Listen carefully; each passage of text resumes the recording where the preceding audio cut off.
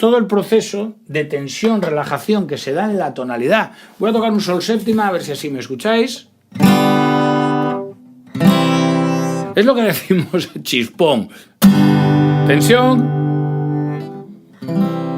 relajación. ¿Dónde reside esta tensión? Fijaros, el si está a medio tono del do, de ser resuelto en el do, y el fa está a medio tono, este sube y este baja, y el fa está a medio tono del mi, de ser resuelto en el mi. Entre el si y el do aparte hay 3 tonos de diferencia. El tritono es un intervalo muy tensional. Fijaros, voy a tocar solo el si y el fa y voy a resolverlos en do y en mi. ¿Ya vais escuchando esto?